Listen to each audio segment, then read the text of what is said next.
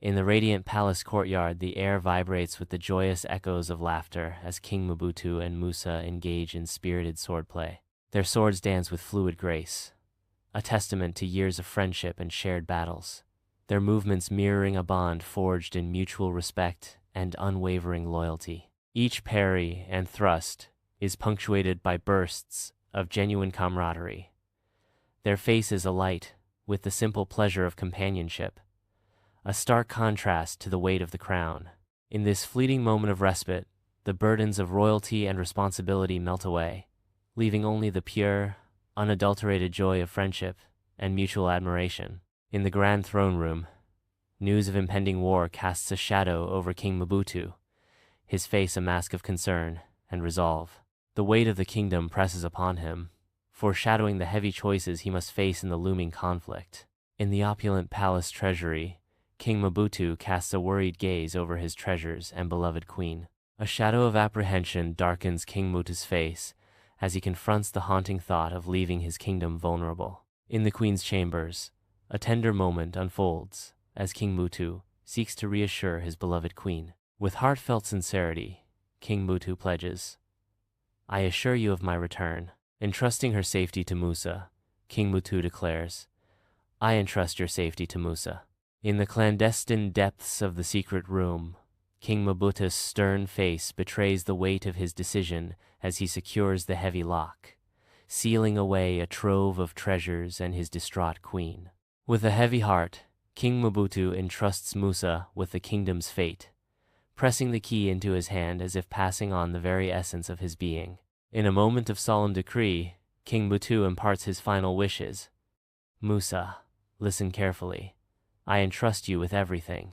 His voice heavy with the weight of prophecy, King Mbutu foretells, "If I do not return in 4 days," with a final, heart-rending command, King Mbutu bestows upon Musa the ultimate responsibility.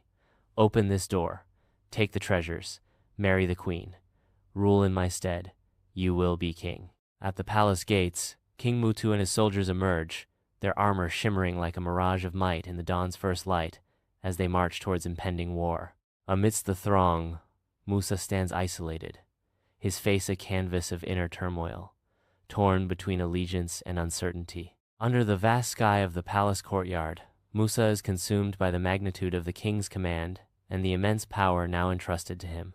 Musa's brow furrows as he silently contemplates the heavy burden of leadership. In the clandestine confines of the secret room, Musa stands transfixed before a barred door, his gaze ensnared by the shimmering allure of hidden treasure. He knows the queen awaits beyond, a silent sentinel guarding secrets and riches untold. A tempestuous battle of wills erupts within Musa, as desire clashes fiercely with the steadfast grip of conscience. His expression, a canvas of conflicting emotions, hints at the profound moral crossroads he now faces. 2 days later, Musa bursts through the dense forest, his eyes burning with resolve as he spots King Mbutu and his soldiers in the distance. Every muscle strains as he closes the gap, his face a mask of unwavering determination. In the war camp, Musa stands with grim resolve before King Mbutu, as palpable tension permeates the air. Musa reveals a chilling deception, uttering with urgency, "This key, it's the wrong one, Your Majesty." Musa's dire warning echoes through the camp. Someone has replaced it. Musa's ominous words paint a dark picture. "I fear sabotage, or worse, a dire emergency." King Mbutu, with unwavering resolve, unsheathes his sword, setting the stage for a grim and decisive act. In a shocking display of power, King Mbutu executes Musa with ruthless efficiency. The soldiers, stunned into silence, bear witness to the king's merciless judgment. In the king's tent, King Mbutu sits alone, his large frame weighed down by the burden of decision. The flickering lamplight reveals a conflict etched on his face as he stares into the emptiness. On the battlefield, King Mbutu, a figure of indomitable courage, strides forth, his armor gleaming under the sun's gaze. His sword, a beacon of hope, cuts through the air, igniting a fire of valor in the hearts of his soldiers. In the heart of the fray, a whirlwind of motion and steel, Mbutu's courage becomes a tangible force, propelling his troops forward with renewed vigor. The morale of the troops soars, their spirits lifted by the king's unwavering resolve as they surge forward, a tidal wave of steel and fury. King Mbutu, a triumphant monarch, returns to the palace gates, greeted by a jubilant sea of subjects.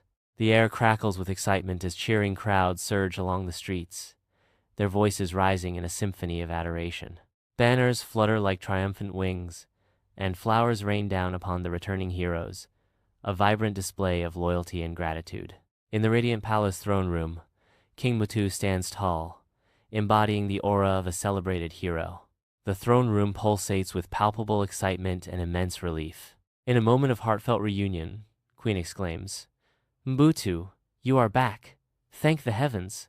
King Mbutu unlocks the secret room, unleashing a flood of golden light upon treasures untouched by time. The room's ancient secrets stand bare, revealing a hoard of jewels and artifacts that shimmer like captured starlight. Queen appears, her face etched with relief as she beholds the untouched fortune. A subtle nod between them seals a moment of shared triumph and renewed hope. In the king's throne room, the weight of recent events casts long shadows across King Mbutu's face as he sits heavily on his throne. Lost in thought, King Mbutu is nearly crushed by the burden of his crown and the darkness it has brought. The flickering torchlight accentuates the gravity of his royal isolation. Under the scorching sun, King Mbutu stands solemnly before Musa's grave, his face a canvas of deep sorrow and regret. A chilling stillness emanates from the earth as King Mbutu, lost in contemplation, questions the authenticity of their bond. Was our friendship real? Did I fail you, Musa? In the heavy silence, the weight of unspoken words hangs in the air as King Mbutu reflects on the bond with his friend. In the heart of the palace courtyard, King Mbutu witnesses the unbridled joy of children at play, their laughter echoing tales of unity and innocence. As the children's innocent camaraderie unfolds, King Mbutu's face reflects a quiet epiphany, illuminated by the realization of trust and loyalty as the true cornerstones of his kingdom. He begins to understand the profound importance of trust and loyalty as foundational elements for building a strong and prosperous kingdom. In the resplendent king's throne room, sunlight bathes King Mbutu and his court in a golden glow. King Mbutu proclaims, "Loyalty and integrity are the cornerstones of leadership." King Mbutu vows to rule with wisdom and justice, eternally learning from the echoes of the past. In the heart of the village square, a vibrant tapestry of tribal colors comes alive as villagers dance and sing, their faces beaming with heartfelt joy and gratitude. Baskets overflowing with nature's bounty and textiles are presented as tokens of appreciation, symbolizing the kingdom's prosperity under King Mbutu's benevolent reign. Laughter echoes through the square as children chase each other around the central bonfire, embodying the harmonious spirit and boundless energy of the community.